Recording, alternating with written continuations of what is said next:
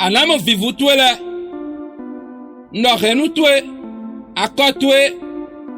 Yede sou la kabele nkotome. Inde kiko kpongwa. Amo gudewe. Boy nadu. Kwa bado akulon zanglan fifo si le khole bonwa na khole bon mama vavana si le betue. Mina hando Somme 128 verset 6. Et milando. Analemo vitue vile. Mau ni na fifa Israeli. Anamo vitue le mo vivu. Anamo vitue la si vi le Jésus-Christ sin comme. Do ado khasisi mama vava utuo. Ena na fifa. Le blana fifa vitue le. Blana fifa vivu tuele. Le Jésus sin comme. Khasisi ma uma vava ton no na nuyeme. Nuyeme encore ton ni kondo bazantome. Ni kondo vitue la si bazame. Ni kondo vivu tuele si bazame. Le Jésus-Christ sin comme. Ana hunu manando akuno. Muyi fifa tuele bazanteme.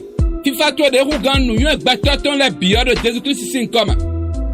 Mende boude nous déboude. Si flou déboude le mena grand lina. Fifa ne kolo ki kono bazantome. Le Jésus sin comme on ne me kodade. Ando nano gbe.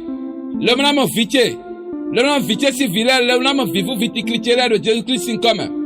Le ba nous de ma ou ma vava nawe ana mahaye. Dagbe nawe le anadu. Le bana kpobo ye le anadu. Le Jésus sin comme. Dene wulu le bana ba jono beto ni gosin bazantome de Jésus-Christ sin comme. Yena kpowe da litwedia. Le bana flou bazantou ya de Jésus sin comme. Fifa ko nous koyi ma ma vava ton pour ni kondo bazantome ni kondo vondo tume. Ni kondo nweye nkoto la bime de Jésus sin comme.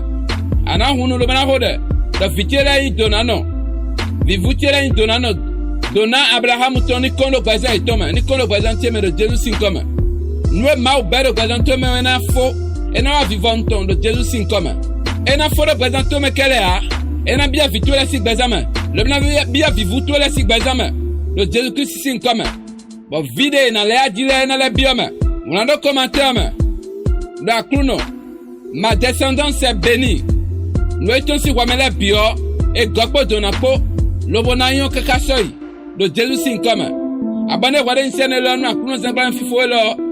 Anamo de hiko lenkoton le. Bo partager. Amen.